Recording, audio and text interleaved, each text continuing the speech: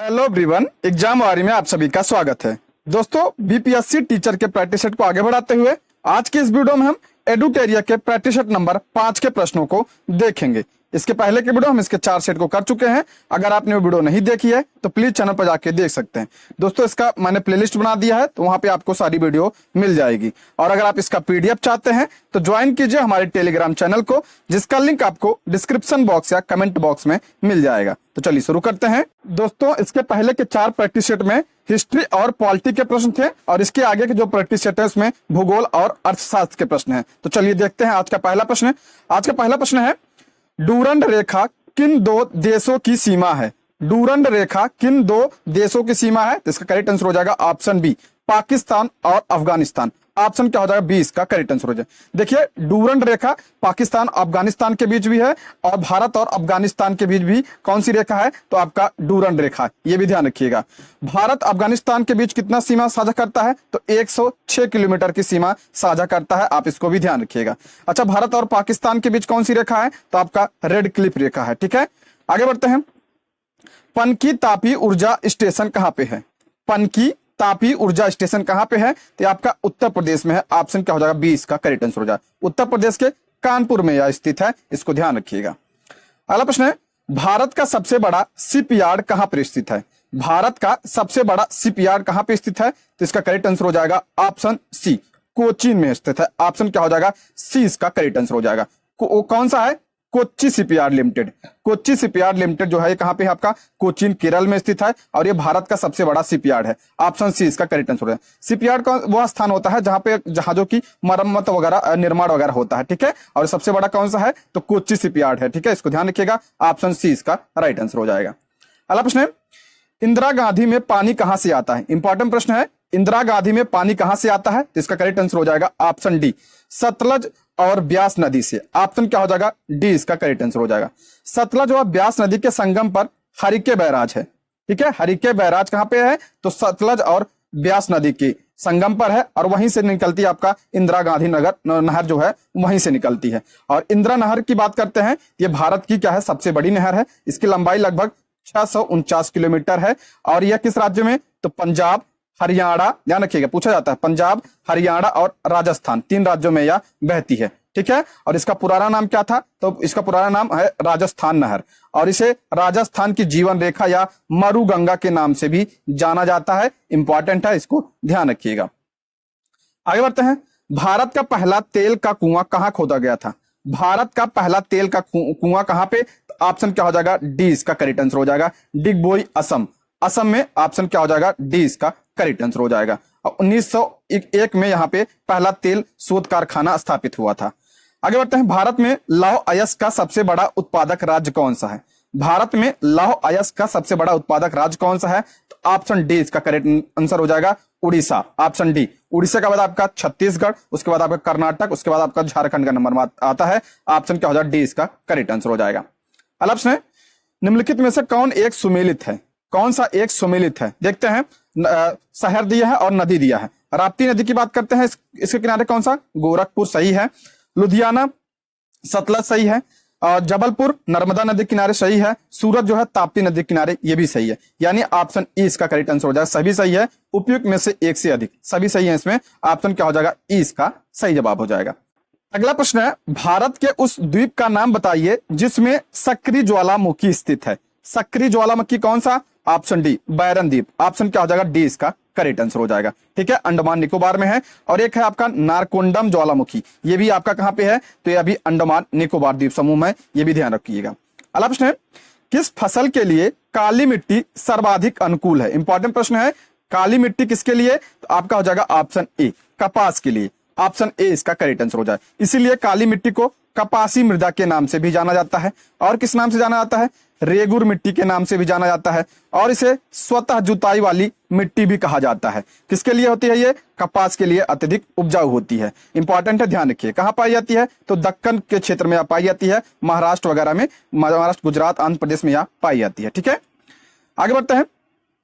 निम्नलिखित में से कौन सी नदी अरब सागर में गिरती है? इंपॉर्टेंट प्रश्न है। अरब सागर में कौन सी नदी गिरती है? तो आपका हो जाएगा ऑप्शन डी, नर्मदा नदी। देखिए, नर्मदा भी आपका कहां पे? आपका अरब सागर में। और आपका ताप्ती भी जो आपका कहाँ पे, अरब सागर में यहाँ गिरती है। बाकी कावेरी, कृष्णा, गोदावरी ये सब आपका बंगाल की खाड़ी में जाकर गिरती है। अब हम बात करें नर्मदा नदी की। नर्मदा नदी का उद्गम कहां से होता है? आपका ये अमरकंटक पहाड़ी मध्य प्रदेश से इसका उद्गम है और ये कहां पे गिरती है? अरब सागर में जा गिरती है। कुछ और पॉइंट्स की बात करें, इस पे जलप्रपात पूछा जाता है। दुग्धधारा जलप्रपात, दुग्धधारा जलप्रपात नर्मदा नदी। कपिल धारा, ये भी नर्मदा नदी। और एक है धुआंधार, अक्सर पूछा जाता है, धुआंधार जलप्रपात, ये भी नर्मदा नदी। और कुछ बांध की बात कर लेते हैं हम। सरदार सरोवर बांध, सरदार सरोवर बांध जो है ये भी नर्मदा नदी पर है। और एक है इंदिरा सागर बांध, ये भी नर्मदा नदी पर है। ये सारे पॉइंट्स आप ध्यान रखिएगा। और हम बात करें कावेरी नदी की। कावेरी नदी कहां से निकलती है? तो आपका ब्रह्मगिरी पहाड़ी कर्नाटक से निकलती है। कहां से? ब्रह्मगिरी पहाड़ी कर्नाटक से। कृष्णा नदी की बात करें, ये महाबलेश्वर पर्वत कहां से निकलती है? महाराष्ट्र। और गोदावरी नदी ये दक्षिण भारत की सबसे बड़ी नदी है और ये त्र्यंबकेश्वर नासिक से निकलती है। ये सारे पॉइंट्स आप ध्यान रखिएगा। अगला प्रश्न है, लघु ज्वार भाटा पैदा होता है। इंपॉर्टेंट प्रश्न है ये। लघु ज्वार भाटा पैदा होता है तो इसका करेक्ट आंसर हो जाएगा ऑप्शन डी, अर्धचंद्र के समय। देखिए हम समझते हैं ज्वार भाटा के बारे में। ज्वार भाटा, समुद्री सतह पर ज्वार भाटा की उत्पत्ति सूर्य व चंद्रमा के आकर्षण बल तथा पृथ्वी के गुरुत्वाकर्षण बल व अपकेंद्रीय बल के प्रभाव से होता है। किसकी वजह से? सूर्य और चंद्रमा के आकर्षण बल तथा पृथ्वी के गुरुत्वाकर्षण बल के बल व अपकेंद्रीय प्रभाव की वजह से क्या होता है? ज्वार भाटा होता है। ज्वार क्या होता है? जब समुद्र का जल ऊपर जाता है उसे ज्वार कहा जाता है, जब नीचे आता है उसे क्या कहता है? भाटा कहा जाता है। देखिए दो स्थिति होती है। एक पूछा जाता है दीर्घ ज्वार। दीर्घ ज्वार कब आता है? दीर्घ ज्वार कब आता है? ये आपका आता है जब सूर्य, पृथ्वी और चंद्रमा एक सीधी में होते हैं, एक सीध में होते हैं, जिसे आपका सिजगी कहा जाता है। सिजगी के समय क्या आता है? आपका दीर्घ ज्वार भाटा आता है। और ये कब आता है? अमावस्या व पूर्णिमा को आता है। और हम बात करें अगर निम्न या लघु ज्वार भाटा की, तो आपका जब सूर्य, पृथ्वी और क्या होता है? चंद्रमा, ये आपका समकोण पे होते हैं। समकोण पे होते हैं, एक सीध में ना होकर समकोण पे होते हैं, तो आपका क्या आता है? निम्न ज्वार भाटा आता है। और ये कब होता है? तो ये कृष्ण पक्ष एवं शुक्ल पक्ष की सप्तमी व अष्टमी को आता है। इसको ध्यान रखिएगा, ये सारे पॉइंट्स इंपॉर्टेंट हैं। ठीक है। अगला प्रश्न है, निम्नलिखित में से एक सिंधु की सहायक नदी नहीं है। सिंधु की सहायक नदी कौन सी नहीं है? तो इसका करेक्ट आंसर हो जाएगा आपका ऑप्शन डी, इंद्रावती जो है आपका सिंधु की सहायक नदी नहीं है। झेलम, सतलज, चेनाब ये सब आपका सिंधु की सहायक नदी है। इंद्रावती के बारे में बात करें, ये आपका छत्तीसगढ़ में बहती है। इस पर आप ध्यान रखिए, चित्रकूट, चित्रकूट जलप्रपात बहुत इंपॉर्टेंट है। ये किस नदी पर है? इंद्रावती नदी पर। इसे भारत का नियाग्रा कहते हैं, इसलिए इंपॉर्टेंट है। भारत का नियाग्रा किसे? तो चित्रकूट जलप्रपात को। किस नदी पर? तो इंद्रावती नदी पर है। और हम बात करें सिंधु नदी की। सिंधु नदी कहां से निकलती है? तो ये आपका कैलाश पर्वत श्रेणी के बोखरचू हिमनद से। किससे? बोखरचू हिमनद से यह निकलती है। और तिब्बत में इसे पूछा जाता है सिंगी खंबान के नाम से जाना जाता है। किस नाम से? सिंगी खंबान के नाम से इसे तिब्बत में जाना जाता है। और ये पूछा जाता है कि भारत में कहां से प्रवेश करती है? तो भारत में ये दामचोक से प्रवेश करती है। ये सारे पॉइंट्स आप ध्यान रखिएगा। ठीक है, जो एक्स्ट्रा पॉइंट बता रहा हूं उसको आप ध्यान से सुनिए। निम्नलिखित में से कौन अवक्षेपण का रूप नहीं है? कौन अवक्षेपण का रूप नहीं है? इसका करेक्ट आंसर होगा आपका ऑप्शन डी, कुहासा पड़ना ये अवक्षेपण का रूप नहीं है। बाकी वर्षा, हिमपात, ओलावृष्टि ये अवक्षेपण का है। ठीक है, ऑप्शन डी इसका राइट आंसर हो जाएगा। अगला प्रश्न है, भारत का सबसे ऊंचा पर्वत शिखर कौन सा है? सभी को पता है, कंचनजंगा। ऑप्शन क्या हो जाएगा? ए इसका करेक्ट आंसर हो जाएगा। ये किस राज्य में है? तो आपका ये सिक्किम राज्य में है कंचनजंगा। इसकी अगर ऊंचाई की बात करें तो 8,586 मीटर इसकी क्या है? ऊंचाई है। और अगर कहते हैं विश्व की सबसे ऊंची चोटी कौन सी है? तो माउंट एवरेस्ट। कहां पे है? नेपाल में। इसे सागर माथा के नाम से भी जाना जाता है। ठीक है। अगला है, मौसम और उसकी बनावट में परिवर्तन इस कारण होता है। इंपॉर्टेंट है, मौसम और उसकी बनावट में परिवर्तन इस कारण होता है। इसका करेक्ट आंसर हो जाएगा ऑप्शन डी, पृथ्वी के अक्ष का उसके कक्ष के समतल की ओर झुका होना। इसकी वजह से क्या होता है? मौसम और उसकी बनावट में परिवर्तन होता है। और पृथ्वी जो है अपने अक्ष पर कितना झुकी है? तो 23.5 डिग्री जो है झुकी हुई है। देखिए, अपने अक्ष पर झुकी हुई पृथ्वी जब सूर्य की परिक्रमा करती है तो एक ही स्थान पर अलग अलग समय में सूर्य की किरणें झुकाव अलग अलग होता है। भिन्न भिन्न झुकाव के कारण क्या होता है? ताप में परिवर्तन होता रहता है। इसी वजह से क्या होता है? मौसम में परिवर्तन होता है। ऑप्शन क्या हो जाए? डी इसका करेक्ट आंसर हो जाए। अच्छा, ये पूछा जाता है कि दिन रात किसकी वजह से होता है? दिन रात किसकी वजह होता है? तो पृथ्वी के घूर्णन की वजह से होता है आपका दिन रात। ठीक है। अगला प्रश्न है, पृथ्वी को देशांतर 1 डिग्री घूर्णन करने में कितना समय लगता है? 1 डिग्री घूर्णन करने में कितना समय लगता है? तो आपका हो जाएगा ऑप्शन 4। ऑप्शन 3 इसका करेक्ट आंसर हो जाएगा, 4 मिनट का समय लगता है। अच्छा, 360 डिग्री पूरा घूमती है तो कितना समय लगता है? तो लगता है 23 घंटे। 23 घंटे 56 मिनट 4 सेकंड, जिसे आप 24 घंटे के नाम से जानते हैं। ठीक है, ऑप्शन क्या हो जाएगा इसका? 3 इसका करेक्ट आंसर हो जाएगा, 4 मिनट। ठीक है, अगला प्रश्न, विश्व का सबसे बड़ी खाड़ी कौन सी है? विश्व की सबसे बड़ी खाड़ी कौन सी है? तो आपका हो जाएगा ऑप्शन ए, मैक्सिको की खाड़ी जो है ये विश्व की सबसे बड़ी खाड़ी है। और ये किस महासागर में है? तो ये आपका अटलांटिक महासागर में स्थित है। ठीक है, आगे बढ़ते हैं। दक्कन दर्रा किनके बीच स्थित है? इंपॉर्टेंट प्रश्न है, दक्कन दर्रा किनके बीच? तो इसका करेक्ट आंसर हो जाएगा ऑप्शन बी, दक्षिण और लिटिल अंडमान यानी लघु अंडमान द्वीप समूह के बीच कौन सा दर्रा है? आपका दक्कन पास है। ठीक है, इंपॉर्टेंट है, इसको ध्यान रखिएगा। अच्छा, अंडमान और निकोबार द्वीप समूह को कौन अलग करता है? तो 10 डिग्री चैनल अलग करता है। ये भी पॉइंट्स भी आप ध्यान रखिएगा। आगे बढ़ते हैं।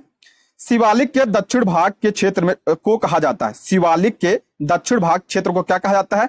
ऑप्शन बी ऑप्शन बी इसका राइट आंसर हो जाएगा, भाभर और तराई। देखिए, सबसे पहले आपका कौन सा आता है? ट्रांस हिमालय आता है। ट्रांस हिमालय के बाद आपका कौन सा? आपका मध्य हिमालय आता है। उसके बाद आपका कौन सा आता है? आपका इसके बाद आपका था मध्य हिमालय आता है। उसके बाद आपका लघु हिमालय, उसके बाद आपका था शिवालिक श्रेणी। करा शिवालिक के दक्षिण भाग को क्या कहता है? तो भाभर और तराई क्षेत्र कहा जाता है। ऑप्शन क्या हो जाएगा? बी इसका करेक्ट आंसर। भाभर में क्या होता है? नदियां जब आती हैं यहाँ पे आपका विलीन हो जाती है नदियां, ये कंकड़ पत्थर वाला क्षेत्र होता है, नदियां यहाँ पे विलीन हो जाती हैं। और तराई में आके नदियां क्या आती हैं? ऊपर आ जाती हैं। ये सारे पॉइंट्स आप ध्यान रखिएगा। अगला प्रश्न है, सौर मंडल का सबसे बड़ा ग्रह कौन सा है? सौर मंडल का सबसे बड़ा ग्रह कौन सा? सभी को पता है, ऑप्शन ए, बृहस्पति ग्रह जो है सौर मंडल का सबसे बड़ा और सबसे भारी ग्रह है। ऑप्शन ए इसका करेक्ट आंसर हो जाएगा। देखिए, सूर्य से दूरी का क्रम पूछा जाता है, इसको ध्यान रखिएगा। सबसे पहले कौन सा आता है? सूर्य के सबसे नजदीक कौन सा है? बुध। उसके बाद कौन सा है? शुक्र। उसके बाद आपका पृथ्वी। उसके बाद आपका मंगल। उसके बाद बृहस्पति सबसे बड़ा। उसके बाद शनि। उसके बाद अरुण। उसके बाद वरुण। क्रम ध्यान रखिएगा, पूछा जाता है। सबसे बड़ा कौन सा? आपका बृहस्पति। सबसे छोटा कौन सा? आपका बुध ग्रह सबसे छोटा है। और पूछा जाता है बृहस्पति और मंगल के बीच क्या पाया जाता है? आपका क्षुद्र ग्रह पाया जाता है। ये प्रश्न भी बनता है, क्षुद्र ग्रह किसके बीच? तो बृहस्पति और मंगल के बीच क्षुद्र ग्रह पाए जाते हैं। इंपॉर्टेंट, इसको ध्यान रखिएगा। लाल ग्रह किसे कहा जाता है? मंगल ग्रह को कहा जाता है। ये सारे पॉइंट्स आप ध्यान रखिएगा। अगला प्रश्न है, वैश्विक तापमान के लिए उत्तरदायी गैसें हैं। वैश्विक तापमान के लिए उत्तरदायी गैस कौन सा है? तो ऑप्शन ए, कार्बन डाइऑक्साइड तथा मेथेन गैस। इसे आप ग्रीन हाउस गैस भी कहते हैं। इंपॉर्टेंट है, इसको ध्यान रखिएगा। अंतरराष्ट्रीय अम्ल वर्षा सूचना केंद्र स्थापित किया गया है। अंतरराष्ट्रीय अम्ल वर्षा सूचना केंद्र कहां पे? तो इसका करेक्ट आंसर हो जाएगा ऑप्शन सी, ओस्लो। ओस्लो जो है नॉर्वे में है। ऑप्शन क्या हो जाएगा? सी इसका करेक्ट आंसर हो जाएगा, ओस्लो। अच्छा, अम्ल वर्षा जो है इसका उत्तरदायी कौन होता है? तो आपका सल्फर डाइऑक्साइड और नाइट्रोजन ऑक्साइड की वजह से होता है। ठीक है, अगला प्रश्न, क्लाइमेट शब्द किस भाषा से लिया गया है? क्लाइमेट शब्द इंपॉर्टेंट है, किस भाषा से लिया गया है? आपका ऑप्शन 3 इसका सही हो जाएगा, सी, ग्रीक भाषा का शब्द है क्लाइमेट यानी जलवायु। क्या होता है? किसी विशाल क्षेत्र में लंबे समय अवधि में मौसम की अवस्थाओं एवं विविधताओं के औसत को क्या कहा जाता है? जलवायु कहा जाता है। जलवायु जो है ध्यान रखिए लंबे समय के लिए होता है, और जो मौसम होता है वो कम समय के लिए होता है। जैसे भारत की जलवायु कैसी है? तो भारत की जलवायु आपका उष्णकटिबंधीय मानसूनी जलवायु है। ठीक है, अगला प्रश्न, आर्द्रता का मापन किया जाता है। आर्द्रता किससे नापा जाता है? सभी को पता होगा, कॉमन प्रश्न है। तो हाइग्रोमीटर से। देखिए, हाइड्रो में अंतर है। ये हाइग्रोमीटर से क्या नापा जाता है? आर्द्रता नापा जाता है। और हाइड्रोमीटर से क्या नापाता है? इससे आपका जल का घनत्व नापा जाता है। द्रव का घनत्व किससे नापा जाता है? हाइड्रोमीटर से नापा जाता है। ये पॉइंट्स आप ध्यान रखिएगा। अगला प्रश्न, एक समुद्री मील बराबर होता है। एक समुद्री मील किसके बराबर? तो आपका हो जाएगा 1852 मीटर के बराबर होता है। ऑप्शन क्या हो जाएगा? सी इसका राइट आंसर हो जाएगा। अगला प्रश्न, भारतीय मानक समय की यामनोत्तर नहीं गुजरती है। भारतीय मानक समय की यामनोत्तर नहीं गुजरती है, तो इसका करेक्ट आंसर हो जाएगा आपका ऑप्शन सी, महाराष्ट्र से नहीं गुजरती है। देखिए, भारतीय मानक समय रेखा किसे कहते हैं? तो आपका 82.5 डिग्री जो पूर्वी देशांतर है वो कौन सी है? आपका भारतीय मानक समय रेखा है। और ये जो है प्रयागराज के नैनी से गुजरती है। और कितने राज्यों से? तो 5 राज्यों से। ये ध्यान रखिए, कौन कौन से? तो आपका हो जाएगा उत्तर प्रदेश, मध्य प्रदेश, छत्तीसगढ़। उत्तर प्रदेश, मध्य प्रदेश, छत्तीसगढ़, आंध्र प्रदेश, उड़ीसा से यह गुजरती है। टोटल कितने राज्यों से? 5 राज्यों से। इंपॉर्टेंट है, इसको ध्यान रखिएगा। एक प्रश्न और बनता है कि ये जो भारतीय मानक समय रेखा है और जो 0 डिग्री यानी जो अंतरराष्ट्रीय समय रेखा है, इनके बीच में दोनों में अंतर कितना है? 0 डिग्री और 82.5 डिग्री अंतर कितना है? तो आपका 5.5 घंटे का अंतर है। ये पूछा जाता है अक्सर, ध्यान रखिएगा। अगला प्रश्न है, कौन से भारतीय राज्य की अधिकतम सीमा म्यांमार से स्पर्श करता है? म्यांमार से पूछ रहा अधिकतम किसकी करता है? तो आपका अरुणाचल प्रदेश करता है। देखिए मणिपुर, मिजोरम, नागालैंड के भी म्यांमार से सीमा करता है स्पर्श, लेकिन जो है अरुणाचल की प्रदेश की सबसे अधिकतम अधिक पूछा है तो अधिकतम। ठीक है। अगला प्रश्न, निम्नलिखित में से दक्षिण भारत की सबसे ऊंची चोटी कौन सी है? इंपॉर्टेंट प्रश्न है ये। दक्षिण भारत की सबसे ऊंची चोटी कौन सी है? तो ऑप्शन ए अन्नामुडी जो है दक्षिण भारत की सबसे ऊंची चोटी है और ये अन्नामलाई पर्वत श्रृंखला पर स्थित है और इसकी ऊंचाई कितनी है? 2695 मीटर इसकी ऊंचाई है। ठीक है। दोदा बेटक की बात करें, ये नीलगिरी की सबसे ऊंची चोटी है और ये दक्षिण भारत की दूसरी सबसे ऊंची चोटी है। इसकी ऊंचाई आपका 2637 मीटर है, नीलगिरी की है। महेंद्रगिरी की बात करें, ये जो पूर्वी घाट है, पूर्वी घाट की सबसे ऊंची चोटी कौन सी है? महेंद्रगिरी। इसकी ऊंचाई कितनी है? 1501 मीटर है। गुरु शिखर कई बार बता चुका हूं, ये अरावली पर्वत की सबसे ऊंची चोटी है और एक इसकी ऊंचाई कितनी है? 1723 मीटर इसकी ऊंचाई है। ठीक है, सारे पॉइंट्स ध्यान रखिएगा। दोस्तों यदि आप हमारे चैनल पर नए हैं तो प्लीज चैनल को सब्सक्राइब करें और अगर आपको वीडियो पसंद आती है तो लाइक, शेयर और कमेंट भी करें। अगला है, नेलांग घाटी किस राज्य में स्थित है? नेलांग घाटी इंपॉर्टेंट है, ये आपका उत्तराखंड में। ऑप्शन क्या हो जाएगा? डी इसका करेक्ट आंसर हो जाए। उत्तराखंड में एक घाटी और है, फूलों की घाटी, अक्सर पूछा जाता है, कहां पे है? तो ये उत्तराखंड में। ठीक है दोस्तों, अगर आपको वीडियो पसंद आती है तो कमेंट बॉक्स में जरूर बताइएगा और कोई सुझाव हो तो वो भी जरूर बताइएगा। आगे बढ़ते हैं। मेघालय का पठार भाग है, मेघालय का पठार जो है किसका भाग है? तो आपका ऑप्शन बी प्रायद्वीपीय खंड का भाग है। ऑप्शन क्या हो जाएगा? बी इसका करेक्ट आंसर हो जाएगा। देखिए मेघालय पठार प्रायद्वीपीय पठार का क्या है? भाग है। मेघालय पठार यहाँ प्रायद्वीपीय पठार इधर, ये इसका भाग है। पूछा जाता है इन दोनों को अलग कौन करता है? तो आपका मालदा गैप करता है। कौन सा? मालदा गैप, ये अक्सर पूछा जाता है, इसको ध्यान रखिएगा। अगला प्रश्न है, भारत के कितने राज्य तट रेखा से लगे हैं? भारत के कितने राज्य तट रेखा से लगे हैं? तो आपका 9 राज्य। ऑप्शन क्या हो जाएगा? ए इसका करेक्ट आंसर हो जाए। अच्छा, सबसे लंबी तट रेखा किसकी है? किस राज्य की? तो आपका गुजरात राज्य की है। और सबसे कम किसकी है? तो आपका गोवा की है। कितने राज्य हैं? 9 राज्य जो हैं लगे हैं। कौन कौन से? तो ध्यान रखिए, इधर आपका गोवा, उसके बाद सॉरी गुजरात, उसके बाद आपका गोवा आता है, उसके बाद आपका महाराष्ट्र, कर्नाटक, केरला, तमिलनाडु, आंध्र प्रदेश, उड़ीसा और पश्चिम बंगाल। 9 राज्य। ठीक है। अगला प्रश्न है, विश्व की सर्वाधिक लंबी श्रृंखला है, विश्व की सर्वाधिक लंबी श्रृंखला कौन सी है? तो आपका हो जाएगा एंडीज पर्वत श्रृंखला। ऑप्शन बी इसका करेक्ट आंसर हो जाए। कहां पे है? तो आपका दक्षिण अमेरिका में है। ठीक है। अगला प्रश्न है, गद्दी लोग निवास करते हैं, गद्दी लोग निवास करते हैं, यह अक्सर पूछा जाता है, जनजाति है, कहां की? हिमाचल प्रदेश की। ऑप्शन क्या हो जाएगा? बी इसका राइट आंसर हो जाएगा। अगला प्रश्न है, मंदाकिनी नदी किस जल प्रवाह अथवा मुख्य नदी से संबंधित है? मंदाकिनी नदी, तो ये आपका हो जाएगा ऑप्शन ए, ऑप्शन ए इसका करेक्ट आंसर हो जाएगा। मंदाकिनी जो है अलकनंदा की सहायक नदी है। देखिए मंदाकिनी, अलकनंदा, मैं कुछ पॉइंट बता रहा हूं पंचप्रयाग के बारे में। पंचप्रयाग, अलकनंदा प्लस और मंदाकिनी के मिलने से कौन सा प्रयाग बनता है? तो आपका रुद्रप्रयाग बनता है। अलकनंदा और मंदाकिनी के मिलने से रुद्रप्रयाग, और अलकनंदा और भागीरथी के मिलने से कौन सा? देवप्रयाग। और यहीं से जो है गंगा कहलाती है। ठीक है, गंगा नदी यहीं से, भागीरथी यहीं से गंगा कहलाती है देवप्रयाग से। और किसके संगम पे है? अलकनंदा और भागीरथी के संगम। उसके बाद आपका अलकनंदा और पिंडार नदी, पिंडार नदी के संगम पर कौन सा? कर्णप्रयाग। उसके बाद आपका अलकनंदा और नंदाकिनी के संगम पे कौन सा? नंद प्रयाग। और अलकनंदा और धौली गंगा के मिलने से कौन सा प्रयाग? तो विष्णु प्रयाग। ये पंच प्रयाग आप ध्यान रखिएगा, अक्सर ये पूछा जाता है। अगला प्रश्न, निम्नलिखित में से कौन सा जलप्रपात नर्मदा नदी पर नहीं है? कौन सा जलप्रपात नर्मदा नदी पर नहीं है? अभी हमने पीछे बताया, तो आपका हो जाएगा भालकुंड। ऑप्शन क्या हो जाएगा? बी इसका करेक्ट आंसर हो जाएगा। भालकुंड जलप्रपात ये बीना नदी पर है। ठीक है, बाकी भेड़ा घाट, कपिल धारा, दुग्ध धारा, ये सब क्या किस पे है? तो आपका नर्मदा नदी पर है। एक और है, एक तो ये हो गया दुग्ध धारा, एक है दूध सागर, दूध सागर जलप्रपात, ये आपका मांडवी नदी पर है, कर्नाटक और गोवा की सीमा पर। ये इसको भी ध्यान रखिएगा, इसमें कंफ्यूज मत होइएगा। अगला प्रश्न, भारत के किस राज्य में मानसून का आगमन सबसे पहले होता है? सभी को पता है, केरल में होता है, जून में आता है। ऑप्शन क्या हो जाएगा? डी इसका करेक्ट आंसर हो जाएगा। अच्छा, सर्वाधिक जो है वर्षा किस मानसून से? तो इसी मानसून से, यानी दक्षिण पश्चिम मानसून से भारत में सर्वाधिक वर्षा होता है। यह प्रश्न बनता है, इसको ध्यान रखिएगा। अगला प्रश्न है, भोज पत्र वृक्ष मिलता है, भोज पत्र वृक्ष मिलता है तो आपका हिमालय में। ऑप्शन क्या हो जाएगा, बी इसका राइट आंसर हो जाएगा। अगला प्रश्न है, भारत के किस राज्य में सर्वाधिक सिंचाई नलकूपों से होती है? नलकूप से सर्वाधिक सिंचाई आपका उत्तर प्रदेश। ऑप्शन क्या हो जाएगा, डी इसका राइट आंसर हो जाएगा। अगला प्रश्न है, कौन सा राज्य भाखड़ा नंगल परियोजना से जल प्राप्त करता है? भाखड़ा नंगल परियोजना से जल कौन सा प्राप्त करता है? तो आपका इसका करेक्ट आंसर हो जाएगा आपका हरियाणा, पंजाब, राजस्थान। ऑप्शन क्या हो जाएगा, सी इसका राइट आंसर हो जाएगा। अगला प्रश्न है, किस नदी पर है ये? सतलज नदी पर। अगला, स्वर्णिम चतुर्भुज क्या है? स्वर्णिम चतुर्भुज क्या है? तो इसका करेक्ट आंसर हो जाएगा आपका ऑप्शन क्या हो जाएगा, ए इसका राइट आंसर हो जाएगा। महानगरों को जोड़ने वाला क्या है? रेल मार्ग नहीं, राजमार्ग। राजमार्ग होगा यहाँ पे, रेल मार्ग नहीं, राजमार्ग। महानगरों को जोड़ने वाला राजमार्ग। ऑप्शन क्या हो जाएगा, ए इसका करेक्ट आंसर हो जाएगा।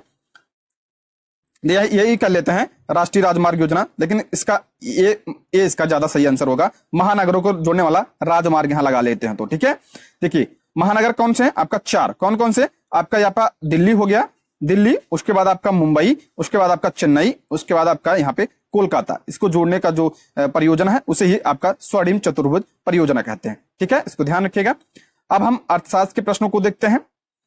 भारत में आर्थिक नियोजन प्रणाली शुरू करने का श्रेय किसे दिया जाता है? भारत में आर्थिक नियोजन प्रणाली शुरू करने का श्रेय किसे दिया जाता है?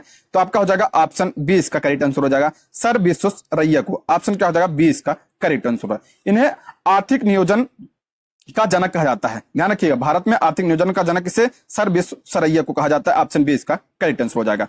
आर्थिक नियोजन का पहला प्रयास इन्होंने 1934 में किया था। ठीक है। अगला प्रश्न, आर्थिक नियोजन से संबंधित बॉम्बे योजना कब सामने आई? बॉम्बे योजना जो है आपका 1944 में। ऑप्शन सी इसका करेक्ट आंसर हो जाएगा। 1944 की बॉम्बे योजना देश के आर्थिक विकास के लिए भारत के प्रमुख उद्योगपतियों का समूह था ये। ठीक है, ऑप्शन क्या हो जाएगा, सी इसका करेक्ट आंसर हो जाएगा। अगला प्रश्न है, स्वतंत्र भारत का पहली औद्योगिक नीति कब घोषित की गई? स्वतंत्र भारत की पूछ रहा है पे औद्योगिक नीति पहली, तो आपका हो जाएगा ऑप्शन बी 1948 में। ऑप्शन क्या हो जाएगा, बी इसका करेक्ट आंसर हो जाएगा। तत्कालीन उद्योग मंत्री कौन था समय? तो आपका श्यामा प्रसाद मुखर्जी जो है उस समय थे। ठीक है, इसको भी ध्यान रखिएगा। अगला प्रश्न है, सर्वोदय योजना का विकास किसने किया? सर्वोदय योजना का विकास आपका 1950 में जयप्रकाश नारायण। ऑप्शन क्या हो जाएगा, बी इसका राइट आंसर हो जाएगा। अगला प्रश्न है, प्रथम पंचवर्षीय योजना किस मॉडल पर आधारित है? इंपॉर्टेंट प्रश्न है, अक्सर पूछा जाता है ये। प्रथम पंचवर्षीय योजना किस मॉडल पर आधारित है? तो आपका आ जाएगा option B Harrod Domar model. Option क्या हो जाएगा, बी इसका करेक्ट आंसर हो जाएगा। इसका कार्यकाल की बात करें 1951 से लेकर 1956 तक हमारी क्या थी, पहली पंचवर्षीय योजना। अच्छा, योजना आयोग की बात करें हम, योजना आयोग की स्थापना कब हुई थी? 15 मार्च 1950 को इसकी स्थापना हुई थी। ये पॉइंट्स भी आप ध्यान रखिएगा। अब दूसरी पंचवर्षीय योजना की बात करें किस मॉडल पे थी? तो पीसी महालनोबिस मॉडल पे थी, 1956 से 1961। अगला प्रश्न, विदेशी मुद्रा प्रबंधन अधिनियम कब लागू हुआ था? विदेशी मुद्रा प्रबंधन अधिनियम कब लागू हुआ था? तो इसे फेमा कहते हैं। इसका आपका लागू हुआ था 1999 में, ये आपका आया था, और लागू हुआ था 2000 में। ऑप्शन क्या हो जाएगा, सी इसका राइट आंसर हो जाएगा। अगला प्रश्न है, स्वतंत्र भारत का पहला बजट में किसने प्रस्तुत किया था? स्वतंत्र भारत का पहला बजट किसने प्रस्तुत किया था? आपका हो जाएगा ऑप्शन बी आर के पड़मुखम शेट्टी। ऑप्शन क्या हो जाएगा, बी इसका करेक्ट आंसर होगा। अगर पूछे जाए गणतंत्र के बाद, यानी जब संविधान बन गया था उसके बाद पहला किसने प्रस्तुत किया था? तो जॉन मथाई ने प्रस्तुत किया था। ये भी ध्यान रखिएगा। अगर स्वतंत्रता पूछे तो आर के पड़मुखम शेट्टी, और अगर गणतंत्र के बाद तो जॉन मथाई। दोनों पॉइंट्स आप ध्यान रखिएगा। अगला प्रश्न है, रोलिंग प्लान को भारत में लागू करवाने का श्रेय किसे दिया जाता है? रोलिंग प्लान को भारत में लागू करवाने का श्रेय किसे दिया जाता है? तो आपका हो जाएगा ऑप्शन ए डीटी लकड़वालों को दिया जाता है। ऑप्शन ए इसका करेक्ट आंसर हो जाएगा। रोलिंग प्लान की बात करें, यह कब आया था? तो 1978 से 1980, 1978 से 1980 जनता सरकार के द्वारा लाया गया था। इसे ध्यान रखिएगा। ऑप्शन, किसान क्रेडिट कार्ड योजना का शुभारंभ कब हुआ था? किसान क्रेडिट कार्ड योजना जो है इसका शुभारंभ कब हुआ था? तो इसका शुभारंभ हुआ था 1998 में। उस समय वित्त मंत्री थे यशवंत सिन्हा, इन्होंने इसको लागू किया था, यशवंत सिन्हा। अगला प्रश्न है, राष्ट्रीय कृषि विपणन संस्थान कहां पे स्थित है? राष्ट्रीय कृषि विपणन संस्थान कहां पे? ये जयपुर में स्थित है। ऑप्शन ए इसका राइट आंसर हो जाएगा, जयपुर में। और इसकी स्थापना 8 अगस्त 1988 को इसकी स्थापना हुई थी। अगला प्रश्न है, छठी पंचवर्षीय योजना के दौरान निम्नलिखित में से कौन सा कार्यक्रम शुरू किया गया? छठी पंचवर्षीय योजना के दौरान कौन सा कार्यक्रम शुरू किया गया था? तो ऑप्शन ए इसका राइट आंसर हो जाएगा एकीकृत ग्रामीण विकास, ऑप्शन ए इसका राइट आंसर हो जाएगा। छठी पंचवर्षीय योजना की बात करें हम, इसका कार्यकाल की 1980 से लेकर 1985। ठीक है, आगे बढ़ते हैं। अंत्योदय कार्यक्रम सर्वप्रथम किस राज्य में शुरू किया गया था? अंत्योदय कार्यक्रम सर्वप्रथम किस राज्य में? तो आपका राजस्थान में, ऑप्शन डी इसका करेक्ट आंसर हो जाएगा। इसे लॉन्च कब किया गया था? तो इसे 25 जनवरी सन 2000 के से क्या किया था? लॉन्च किया गया था अंत्योदय कार्यक्रम, जिसमें आपका जैसे राशन वगैरह मिलता है ना, वही है आपका 2 रुपए 3 रुपए के किलो जो मिलते हैं वही। अगला प्रश्न है, निम्नलिखित में से कौन सा प्रत्यक्ष वित्त का स्रोत नहीं है? प्रत्यक्ष वित्त का स्रोत कौन सा नहीं है? तो ऑप्शन ए इसका राइट आंसर हो जाएगा नाबार्ड। बाकी क्षेत्रीय ग्रामीण बैंक, भारतीय स्टेट बैंक, इलाहाबाद बैंक प्रत्यक्ष वित्त का स्रोत है। नाबार्ड की बात करें हम, नाबार्ड की स्थापना कब हुई थी? 1982 में पूछा जाता है, ध्यान रखिएगा।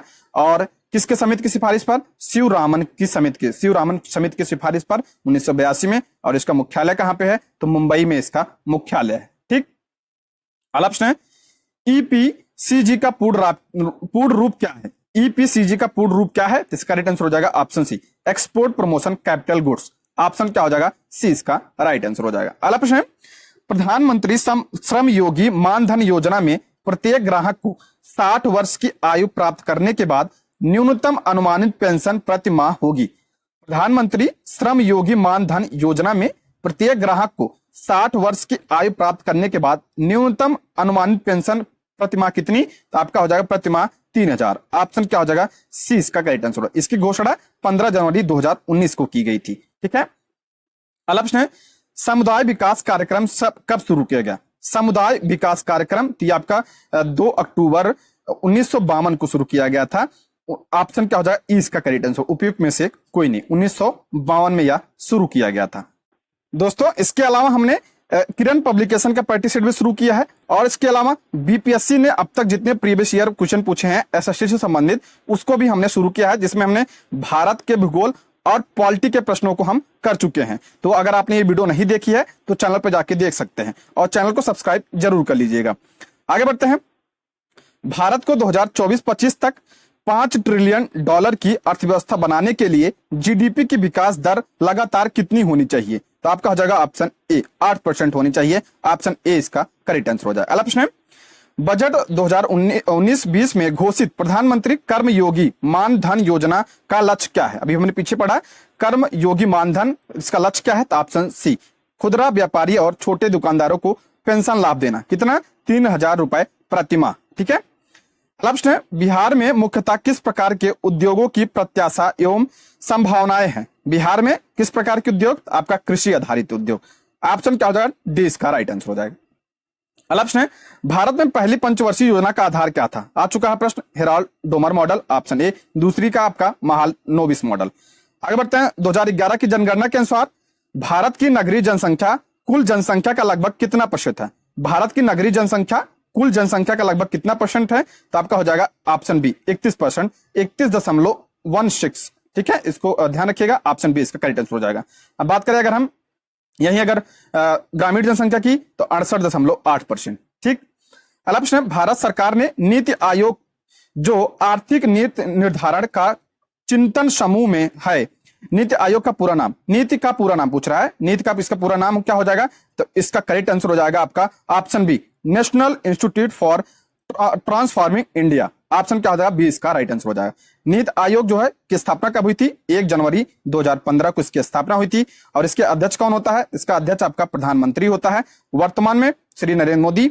और बात करें अगर हम वर्तमान में सीईओ कौन है, तो सीईओ कौन है वर्तमान में? BR सुब्रमण्यम जो है वर्तमान में सीईओ है। उपाध्यक्ष कौन है? सुमन बेरी वर्तमान में उपाध्यक्ष है। ये सारे पॉइंट्स आप ध्यान रखिएगा, योजना आयोग के स्थान पर आया था ये। 12वीं पंचवर्षीय योजना के दौरान कृषि एवं सहायक क्षेत्र के लिए निम्न में से किस एक औसत वार्षिक विकास दर का लक्ष्य रखा गया? 12वीं पंचवर्षीय योजना के दौरान कृषि एवं सहायक क्षेत्र के लिए निम्न में से किस एक औसत वार्षिक विकास दर का लक्ष्य रखा गया था? तो आपका हो जाएगा ऑप्शन सी 4% का विकास दर रखा गया था, ऑप्शन क्या हो जाएगा? सी इसका करेक्ट आंसर हो जाएगा। 12वीं पंचवर्षीय योजना की बात करें, अक्सर पूछा जाता है इसके कार्यकाल की 2012 से 2017 तक थी, लेकिन 2014 तक ही चली थी, उसके बाद 15 में नीति आयोग आया था। और इसका उद्देश्य क्या था? तो इसका उद्देश्य अक्सर पूछा जाता है तीव्र समावेशी और धारणीय विकास जो है 12वीं पंचवर्षीय योजना का क्या था, उद्देश्य था। अगला प्रश्न है, सरकार की नीति मेक इन इंडिया का उद्देश्य क्या है? मेक इन इंडिया जो चलाई गई थी कब? 25 सितंबर 2014 को। इसको डेट ध्यान रखिएगा। इसका उद्देश्य क्या था? तो ऑप्शन ई इसका राइट आंसर है, उपयुक्त में से कोई नहीं। इसका उद्देश्य क्या था? भारत को वैश्विक डिजाइन और विनिर्माण केंद्र में बदलना इसका प्रमुख उद्देश्य था। ठीक है, आगे बढ़ते हैं। निम्नलिखित में से कौन सा एक औद्योगिक विकास को प्रोत्साहित नहीं करती है? कौन सा औद्योगिक विकास को प्रोत्साहित नहीं करती है? तो इसका करेक्ट आंसर हो जाएगा ऑप्शन डी, उपयुक्त में से कोई नहीं। यानी सभी करते हैं। मेक इन इंडिया करता है, ईज ऑफ डूइंग बिजनेस भी करता है, स्टार्टअप इंडिया और डिजिटल इंडिया, ये सब औद्योगिक विकास में सहायता प्रदान करते हैं। अगला प्रश्न है, पूरा यानी ग्रामीण क्षेत्रों में नगरीय सुविधाएं प्रदान करना प्रारूप किसके द्वारा प्रस्तावित किया गया था? ग्रामीण क्षेत्रों में नगरीय सुविधाएं प्रदान करने का प्रारूप तो आपका option A, doctor APJ Abdul Kalam. Option A इसका राइट आंसर हो जाएगा। अगला प्रश्न है, बैंक दर का आशय क्या है? इंपॉर्टेंट प्रश्न है। बैंक दर सभी को पता होना चाहिए। तो ये क्या होता है? ऑप्शन डी, केंद्रीय बैंक द्वारा ली जाने वाली आधिकारिक ब्याज दर क्या होती है? Option D. देखिए, जिस ब्याज दर पर क्या कहती है आरबीआई यानी केंद्रीय बैंक वाणिज्यिक बैंकों को लोन देती है, उसे क्या कहता है? उसे बैंक दर कहा जाता है। ठीक है, अगला प्रश्न है, इनमें से किसने गरीबी निवारण के प्रभावपूर्ण अस्त्र के रूप में स्वयं सेवा समूह का विचार दिया? गरीबी निवारण के प्रभावपूर्ण अस्त्र के रूप में स्वयं सेवा समूह का विचार किसने दिया था? तो इसका करेक्ट आंसर हो जाएगा आपका ऑप्शन क्या हो जाएगा? मोहम्मद यूनुस। ऑप्शन बी इसका राइट आंसर हो जाएगा। ये बांग्लादेश के अर्थशास्त्री, इन्हें 2006 में नोबेल पुरस्कार मिला और इन्होंने ही ग्रामीण बैंक, जो ग्रामीण बैंक के ने संस्थापक माना जाता है, ग्रामीण बैंक का संस्थापक से तो मोहम्मद यूनुस को, और इसलिए इन्हें 2006 में नोबेल का शांति पुरस्कार प्रदान किया गया था। अगला प्रश्न है, निम्न में से कौन कृषि उत्पादकता बढ़ाने में सहायक नहीं है? कृषि उत्पादकता बढ़ाने में सहायक कौन सा नहीं है? तो इसका करेक्ट आंसर हो जाएगा ऑप्शन ई, उपयुक्त में से कोई नहीं। यानी कुशल सिंचाई, गुणवत्ता बीज, ये सब क्या है? किसी को उत्पादकता बढ़ाने में महत्वपूर्ण कारक है। इसमें नहीं पूछा है तो कोई नहीं होगा। कीटनाशकों का प्रयोग और उर्वरकों का प्रयोग, इनसे अगर इन सब का होगा तो क्या होगा? कृषि में उत्पादकता बढ़ेगी। अगला प्रश्न है, अंतरराष्ट्रीय कृषि विकास कोष की स्थापना किस वर्ष की गई थी? अंतरराष्ट्रीय कृषि विकास कोष की स्थापना कब? तो आपका 1977 में। और ऑप्शन ए इसका राइट आंसर होगा। और इसका मुख्यालय कहां पे है? तो रोम, इटली में। अगला प्रश्न है, वैश्वीकरण के मुख्य अंग कितने हैं? तो वैश्वीकरण के मुख्य अंग आपका 5 है। अगर 5 ऑप्शन में हो तो आप 4 लगा सकते हैं। ठीक है, आगे बढ़ते हैं। Tata iron and steel company की स्थापना हुई थी। Tata iron and steel company की स्थापना कब हुई थी? तो इसका करेक्ट आंसर हो जाएगा 25 अगस्त 1907 को जमशेदपुर में इसकी स्थापना हुई थी। ऑप्शन सी इसका राइट आंसर हो जाएगा। अगला प्रश्न है, व्यावसायिक बैंकों का राष्ट्रीयकरण कब किया गया? इंपॉर्टेंट प्रश्न है, अक्सर पूछा जाता है। व्यावसायिक बैंकों का सर्वप्रथम राष्ट्रीयकरण 1969 में किया गया था। 14 बैंकों का राष्ट्रीयकरण किया गया था। उसके बाद 1980 में 6 बैंकों का राष्ट्रीयकरण किया गया था। यह भी ध्यान रखिएगा। अगला प्रश्न है, विश्वव्यापी आर्थिक संकट किस वर्ष प्रारंभ हुआ था? विश्वव्यापी आर्थिक संकट जो है, तो इसका करेक्ट आंसर हो जाएगा, ये आपका आया था 1929 में। ऑप्शन सी इसका राइट आंसर हो जाएगा। अगला प्रश्न है, मुंबई में प्रथम सूती कपड़ा मिल किस वर्ष स्थापित की गई थी? मुंबई में प्रथम सूती कपड़ा मिल कब? तो इसका करेक्ट आंसर हो जाएगा आपका 7 जुलाई 1854। ऑप्शन क्या हो जाएगा? सी इसका करेक्ट आंसर हो जाएगा। 7 जुलाई 1854 को इसकी स्थापना की गई थी। किसके द्वारा? काशीजी नाना भाई दावर और तार देव के द्वारा इसकी स्थापना की गई थी। अगला प्रश्न, सूचना का अधिकार अधिनियम कब लागू किया गया था? इंपॉर्टेंट प्रश्न है। सूचना का अधिकार अधिनियम, अभी जो इसके पहले बिहार पुलिस का पेपर हुआ था उसमें पूछा था सूचना का अधिकार जो है अधिनियम कब? तो इसका करेक्ट आंसर हो जाएगा 2005 में आया था। ऑप्शन क्या हो जाएगा? बी इसका करेक्ट लागू हुआ था। Option B. अगला प्रश्न, भारत में वित्तीय वर्ष होता है, सभी को पता होगा भारत में वित्तीय वर्ष कब से कब होता है? तो 1 अप्रैल से 31 मार्च तक होता है। ऑप्शन सी इसका राइट आंसर हो जाएगा। अगला प्रश्न है, राष्ट्रीय विकास परिषद का गठन कब हुआ था? राष्ट्रीय विकास परिषद का गठन कब हुआ था? तो 6 अगस्त 1952 को इसका गठन हुआ था। और इसके अध्यक्ष कौन होते हैं? प्रधानमंत्री। ध्यान रखिएगा, कौन होता है? प्रधानमंत्री इसका अध्यक्ष होता है। अगला प्रश्न, जवाहर रोजगार योजना लागू हुई थी। जवाहर रोजगार योजना तो आपका 1989 में। ऑप्शन ए इसका राइट आंसर हो जाएगा, राजीव गांधी के द्वारा। ऑप्शन ए इसका राइट आंसर हो जाएगा। अगला प्रश्न है, अंतरराष्ट्रीय श्रम संगठन की स्थापना किस वर्ष हुई? इंपॉर्टेंट प्रश्न है। अंतरराष्ट्रीय श्रम संगठन की स्थापना आपका हुआ था 1919 में। अक्सर पूछा जाता है ये। ऑप्शन बी इसका राइट आंसर हो जाएगा। और इसका मुख्यालय कहां पे है? तो जिनेवा स्विट्जरलैंड में इसका मुख्यालय है। ठीक है दोस्तों, ये रहे आज के प्रश्न। Thank you for watching.